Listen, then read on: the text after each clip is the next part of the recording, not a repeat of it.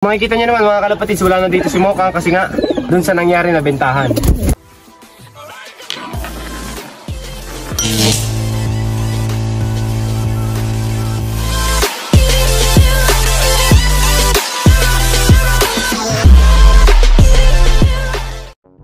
What's up mga kalapatids? For today's video nga is pag-uusapan natin yung nangyari kay Mokang dahil binenta natin siya mga kalapatids, no? Bali ko kwento ko nga sa inyo lahat ng nangyari, kaya malungkot pero kailangan natin tanggapin mga kalapatids. Bali nga is yung content natin yan is tukol nga kay Mokang, pero bago yun is kailangan ko muna kayong i-update sa aking mga warriors kasi may pasok na bukas, hindi na makapag-vlog hanggang Biyernes kasi may pasok tayo. Kaya ngayon pinilit ko mag-vlog mga kalapatids para naman masabi ko na rin yung totoong nangyari kay Mokang at ma-update ko rin kayo sa mga ibong ko. So samahan nyo ako mga kalapatids, papakita ko na sa inyo. Huwag natin patagalin, yun lang. Bye. Bali nga mga kalapatids, update tayo sa ating mga kalapati. Time check muna tayo. 5:32 na mga kalapatids at wala na nga umuwi sa ating mga pang-south. Nalambat na, nahuli na. Nakipag-video call pa talaga sa akin, pinakita pa. Tapos mga kalapatids ay yan nga yung mga ibon natin na pang-norte natin. Yan mga kalapatids, makikita nyo naman, napakarami na ulit nila. Yan o, si Marites kanina mga kalapatids, nag-self-toss tayo sa saan natin nag-self-toss? Sa Rosario, Batangas mga kalapatids. Yan o, ito si Marites, pang-summer natin. Super Marites na ngayon ang pangalan niya. Bali yan ay kapatid ni Rigor, kaya yung nawala natin sa south, yung kasama sa nalambat. Kaya iba pangalan natin dyan mga kalapatids ay Super Marites. Yan, si Super Marites. Tapos syempre, ang kasama niya ay si Super YB, na huling lipad ay Unisan Quezon. At ilalaro na natin siya ngayon sa aming summer race mga kalapatids. Tapos isinama na natin tong si Super, hindi ko pa alam kung ano pa pangalan ko, basta dapat may Super mga kalapatids. Yan o, si Super Liit na lang pala, Super Liit. Pwede yun mga kalapatids kasi ito pinakamalit kong ibon, yung ating masarela mga kalapatids, no? Bali ito ngayon mga pang norte natin, tinotos-tos corner rin yan. Ito yung pinakamatanda natin pang norte, kaya dapat na pangalan natin dyan Big Brother. Si Big Bro na lang pala mga kalapatids, para kagaya na kay Idol Dabbercats mga kalapatids, no? Bali itong opal natin na to ay hindi na natin ito ilalaro, i-stockboard na lang natin yan mga kalapatids kasi ang lahi niyan is Emmanuel Go mga kalapatids. May lahi yan, kapatid niya to, yan o, pares may lap, yung blue bar na yan, mahirap turuan. Tapos ito yung natitira natin gabi dito, yan, pang stockboard na natin yan, gagawin natin breeder.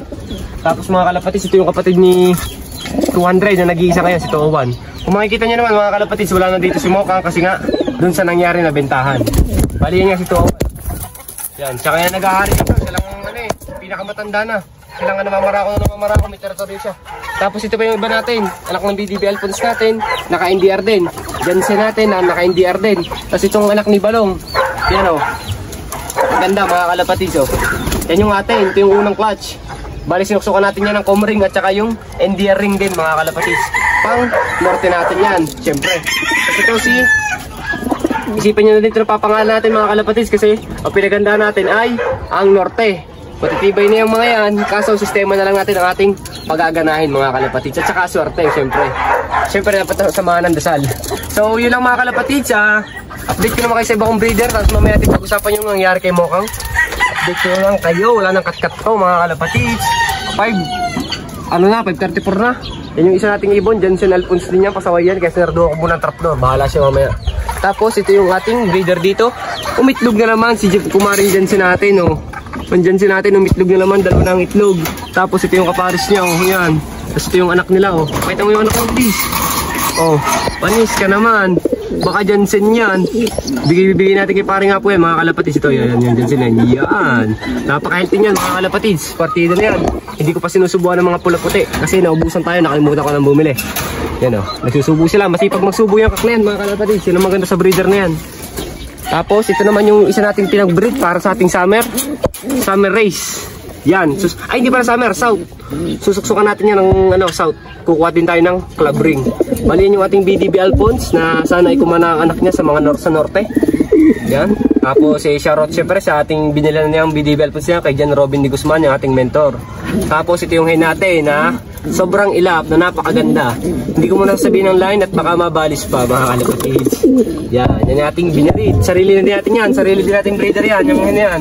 Makikita nyo, napakaganda. Bali, una pa lang siya mag-aanak. Kaya yung unang itlog naman, possible is itapon ko kasi siguro mga 6 months pa lang itong hen na to, o 7 months. Yan o. Makikita nyo, napakaganda. Tapos, so pag-usapan na nga natin mga kalapatids yung nangyari kay Mokang. Yun lang. Bye! Yun nga no mga kalapatids, pag-usapan na natin yung nangyari kay Mokang about sa bentahan.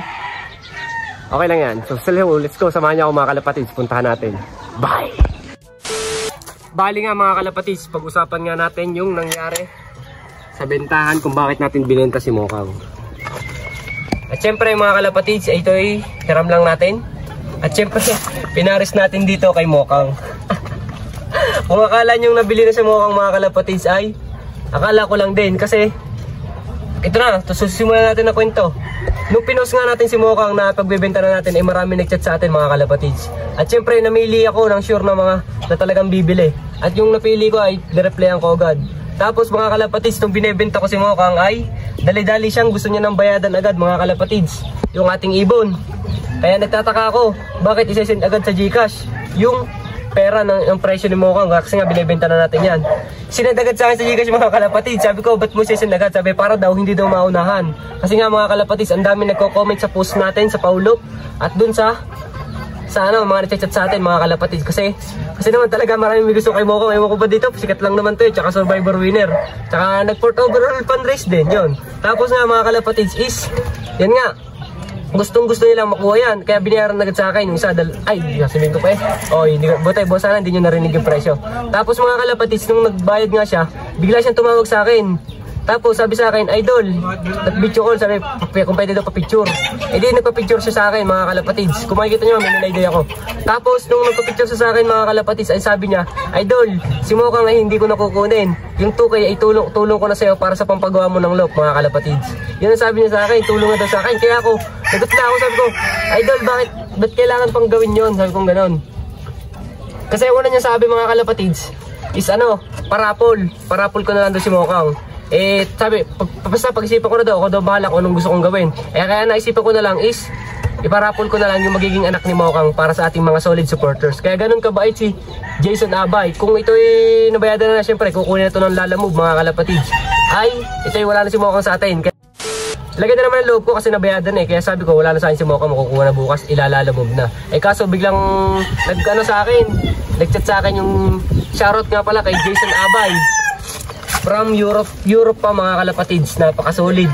From Europe pa yun, at saka yung hometown niya is Cavite, Gentrias Cavite mga kalapatids. Tapos subscribe nyo na sa kanyang YouTube channel, Sonjay Bailop mga kalapatids, subscribe nyo na. At napaka-solid yan mga kalapatids. Kung hindi dahil doon is hindi tayo makakapag-upgrade ng loop kasi sa isang araw at ay darating na yung loop natin na binili natin sa tropa mga kalapatids. Kasi papalitan na natin itong loop na to. Kasi kita nyo naman parang matutumba na mga kalapatids, hindi ko na kaya yung pagtyagaan pa.